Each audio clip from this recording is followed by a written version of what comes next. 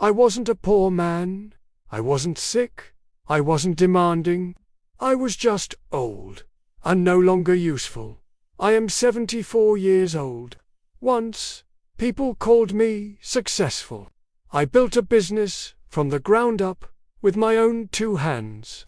Those long nights, the endless work, the holidays I missed, it was all for one reason. My children. I wanted to give them everything I never had. The best schools, a top-tier education, a life free from the struggles I knew so well, and I did. I paid for their degrees, their weddings, their homes. I even bought their first cars. I never asked for a single dollar back.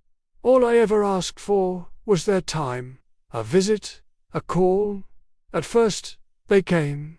Birthdays, holidays. Sometimes there were short phone calls, always ending with a hurried, "I'll call you back." But over time, even those faded away. They became busy, important people, successful in the world I had built for them. And, as their lives grew bigger, mine became smaller, quieter. My house, once filled with laughter, felt enormous, cavernous. The rooms were filled with echoes of the past, the walls covered in memories of a family that was no longer there. I started cooking less. I talked less. I even smiled less. One day, my eldest son sat me down. He spoke to me with a gentle, careful tone. The kind of voice you use when you're delivering bad news to a stranger, not to your own father. He said they were all worried about me, living alone in that big house. He said an old age home would be better, safer, more practical. I looked at him and asked if I had done something wrong. He said no, but he couldn't meet my eyes. The old age home was clean. It was quiet and organized. Too quiet. They gave me a small room, a bed, a cupboard, and a window that looked out over a parking lot. My children left that very same day. They gave me quick, tight hugs and promised to visit soon. They didn't. Days bled into weeks.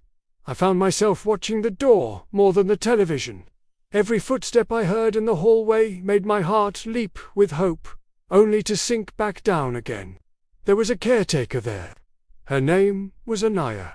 She was a young woman, probably the same age my daughter would be if she ever had time for me. Anaya brought me my medicine right on time, every single day. She would ask me how I slept. She listened when I spoke, truly listened, even when I repeated the same stories over and over again. She even remembered that I liked my tea with just a little extra milk. No one had remembered that in years. Sometimes she would sit with me after her shift was over, not because it was part of her job, but because she wanted to. She just sat there in the quiet, and her presence was a comfort I hadn't felt in a very long time. My children sent money. They sent it regularly, generously. But money doesn't ask you how your day was.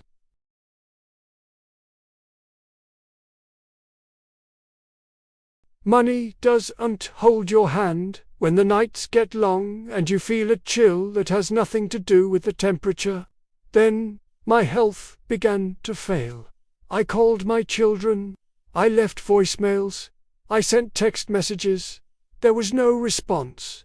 During the worst nights, when the pain was bad and the fear was worse, it was Anaya who sat with me. When my eyes grew too weak to read, she would read to me from the newspaper.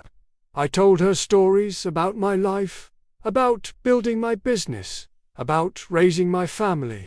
She would listen, and sometimes she cried.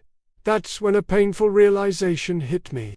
A stranger, a kind young woman I had only known for a few months, knew my life story better than my own children. She understood my triumphs and my heartbreaks in a way they never did.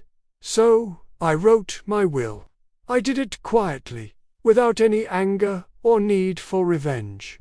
I wrote it with a sense of clarity I hadn't felt in years. I left everything I owned, my house, my savings, the business I had built, to Anaya, not because she needed the money, but because she gave me what I needed most. She gave me her time, her compassion, she gave me dignity. The night I passed away, it was Anaya who was holding my hand. My children weren't there, and my last thought wasn't of anger, it was sadness. Not for myself, but for them. For what they had lost and would never even know. They say love is measured in sacrifice. I sacrificed everything for my children. But in the end, I learned something far too late. Love isn't measured in sacrifice. It's measured in presence. Thank you for listening.